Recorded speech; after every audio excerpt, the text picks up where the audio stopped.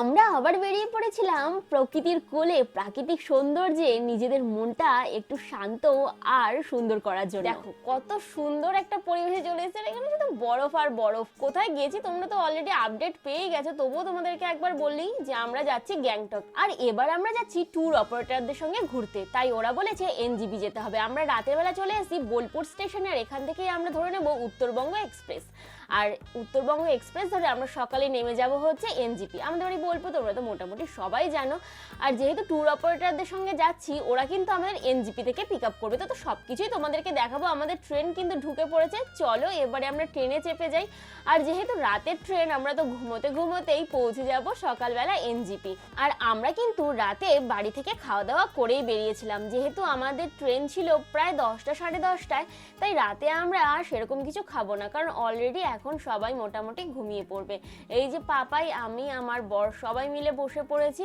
আর তার সাথে এখানে দেখো বাথরুমটা মোটামুটি এখনো বেশ পরিষ্কার পরিচ্ছন্নই রয়েছে। যাদের ওপরের দিকে সিট রয়েছে তারা কিন্তু মোটামুটি সবাই শুয়ে পড়েছে। আর এই যে আমাদের পাশে যারা বসেছিল তারা আর আমরা একটু গল্প করছিলাম বসে বসে। আর যেহেতু নতুন এসি, এরাও গ্যাংটক যাচ্ছে, তবে এরা যাচ্ছে 6 দিনের ট্যুরে, আমরা যাচ্ছি 3 দিনের ট্যুরে। এই দেখো সকাল হয়ে গেছে আর এখন আমরা নেমে পড়েছি এনজিপি স্টেশনে। আর এখান থেকেই কিন্তু আমাদেরকে ওরা পিক আপ করে নেবে। এখন আমরা রওনা দিলাম এনজিপি স্টেশনের বাইরে, আমাদের যে পিক আপ পয়েন্টের লোকেশন দেওয়া হয়েছিল সেখানে। স্টেশনের বাইরে থেকে ওরা পিক আপ করবে। আর তার সাথে এখানে যখন তোমরা স্টেশন থেকে বাইরের দিকে যাবে, প্রচুর লোক কিন্তু পেয়ে যাবে যারা বলবে দিদি হোটেল আছে বা হচ্ছে কম পয়সার মধ্যে আপনাদেরকে ট্যুর অ্যারেঞ্জ করে দেবো। তোমরা কিন্তু সেই সবের ফাঁদে পড়ো না। নিজেরা যদি রুম বুক করা থাকে বা নিজেরা ট্যুর করছো ভাবছো, তাহলে অবশ্যই নিজেরাই করো। আর নয়তো বাইরে অনেক ট্যুর অপারেটর অফিস আছে, ওদের সঙ্গে যোগাযোগ করতে পারো। এখানে সকালে আমরা ব্রেকফাস্ট করে নিচ্ছি, রুটি আর ঘুগনি। এক কাকিমার দোকান পেয়ে গেলাম, সাথে একটা আচারও দিয়েছিল, বেশ টেস্টি লাগছিল রুটিটা খেতে। সকালবেলা ঘুম থেকে উঠে রুটি খেয়ে নিয়ে এই যে আমরা পিক আপ পয়েন্টে এখন দাঁড়িয়ে পড়েছি। আর আমরা ট্রেনের মধ্যে ভোরবেলাতে ব্রাশ ফ্রাশ করে একদম ফ্রেশ হয়ে বেরিয়েছিলাম। আর এখানে কিন্তু আমাদের সঙ্গে যারা যাবে অনেকেই পৌঁছে গেছে, ওরাও সবাই ওয়েট করছে। এখানে তোমরা ক্যাব বুকিং করে নিতে পারো, এখানে একটা ক্যাব বুকিং পয়েন্টও ছিল। তো এটা আমি নতুন দেখলাম এবার এসে। আর এই যে আমরা ওয়েট করছি, আমাদের পেছনে যাদের দেখছো তারাও কিন্তু আমাদের সাথে যাবে, এরা সবাই ওয়েট করছে। আর ওই যে আমাদের ট্যুর ম্যানেজার, উনি আমাদের সঙ্গে পুরো ট্যুরটা অপারেট করবেন। এরপর আমাদের এই যে গাড়ি চলে এসছে আর আমরা গাড়িতে উঠে বসে পড়েছি। আর এই যে 3টে ফ্যামিলি আমরা ছিলাম না, জাস্ট এই দুদিনে আমরা এত ভালো বন্ধু হয়ে গেছিলাম, তোমাদেরকে সব কিছু শেয়ার করবো। তো আমরা এখন চললাম চড়াইয়ের দিকে। আর এই সময় কিন্তু অনেকেরই ভমিটিংয়ের ব্যাপার থাকে, তোমরা আগে থেকে ওষুধ খেয়ে নিও, তাহলে কোনো অসুবিধা হবে না। যাই হোক, এরপরে আমরা চলতে থাকলাম। আর যখন আমরা আস্তে আস্তে পাহাড়গুলো দেখতে থাকলাম, সবার এক্সাইটমেন্ট তো আরও বেড়ে গেল।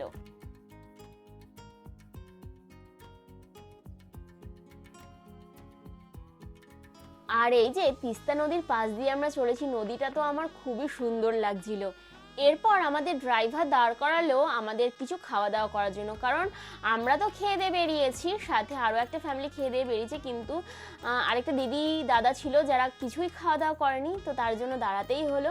তো এরপরে আমরা খেয়ে নিলাম মোমো। আর বিশ্বাস করো, মোমোটা কিনে মনে হচ্ছে সত্যি খুব ভালো কাজ করছে, কারণ মোমোটা এত টেস্টি ছিল। তবে এখানে একটু রেটটা একটু হাই ছিল, 130 টাকা করে দাম ছিল মোমোর প্লেটটা। এরপর আমরা চলে এলাম আমাদের গন্তব্য বা গ্যাংটক বলতে পারো। গ্যাংটকে এসে এখন আমরা ঢুকে পড়েছি আমাদের রুমে। এই রুমটা প্রথমে আমরা নিয়েছিলাম, কিন্তু অনেক উঁচুতে থাকাতে আমরা পরে রুমটা চেঞ্জ করে নিয়েছিলাম। চেঞ্জ করে আমরা একটা ছোট রুমে শিফট করেছিলাম। এই যে এই রুমটাতে পরে আমরা শিফট করি, যেহেতু অনেকটা মানে 4 তলায় দিয়েছিল ওই রুমটা, আর এই রুমটা আমরা 2 তলায় নিই, কারণ খাওয়া দাওয়া করে উঠতে অনেকই প্রবলেম হবে। যাই হোক, এরপর একটু ফ্রেশ হয়ে নিয়ে আমরা দুপুরের খাওয়া দাওয়া শুরু করে দিই। দুপুরবেলাতে আমাদের দিয়েছিল একটা সবজির সাথে পেঁয়াজ, কাঁচা লঙ্কা, পাঁপড় ভাজা, ডাল, আর তার সাথে ছিল ডিমের কারি। সত্যি কথা বলতে নিরামিষ সবজিটা খুবই ভালো হয়েছিল, ডিমটা আমার জাস্ট মোটামুটি লেগেছে, আর তার সাথে পাঁপড় ভাজা দিয়ে ভালোই লাগছিল। তো দুপুরের খাওয়া দাওয়াটা সেরে নিলাম, আর সেরে নিয়ে তারপর আবার একটু রেস্ট নিয়ে আমরা বেরিয়ে পড়েছিলাম এমজি মার্গ। কারণ হচ্ছে তোমরা তো জানোই, যেমন দার্জিলিংয়ে আছে দার্জিলিং ম্যাল, এখানে আছে এমজি মার্গ। আর এমজি মার্গে এখন চলছে 2 দিনের একটা বেশ মেলা, আর তার জন্য কিন্তু এই জায়গাটা অনেক সুন্দর করে সাজানো হয়েছে এবং দোকানপাট বসেছিল কিছু হাতে তৈরি জিনিসপত্রের দোকান, সবই দেখাবো। তো এখানে তোমরা চাইলে প্রথম দিন কিছু কেনাকাটা করে নিতে পারো। যেহেতু আমরা ট্যুর অপারেটরের সঙ্গে গেছি সেহেতু আমাদের প্ল্যান অনুযায়ী ঘুরতে হয়েছে, আমরা সেরকম বেশি সময় পাইনি, তাই আমরা প্রথম দিনেই চলে এসেছি। আর এই যে সেই রেড পান্ডা যেখানে নাকি ছবি তুললে ছবি ভাইরাল হয়ে যায়, এখান থেকে তোমরা কিন্তু কিছু কাউকে গিফট করতে চাইলে বা বাড়ির জন্য কিছু কিনে নিতে পারো। আর এখানেই দেখা হয়ে গেল এখানকারই বাসিন্দা যে আমার ভিডিও খুব দেখে, আমাদের ভাষা বোঝে না তবে আমার ভিডিও খুব পছন্দ করে। এখানে দেখো হাতে তৈরি অনেক জিনিসপত্রের মেলা বসেছে, তোমাদের তো বললামই। এখন আমরা এন্ট্রান্সের দিকে চলে এসেছি, যেদিকে মহাত্মা গান্ধীর মূর্তিটি রয়েছে। সেখানে কিন্তু একটা প্রোগ্রাম চলছে, মানে যে গান বা যাই হোক নাচ যে যা পরিবেশন করতে চায় করতে পারে।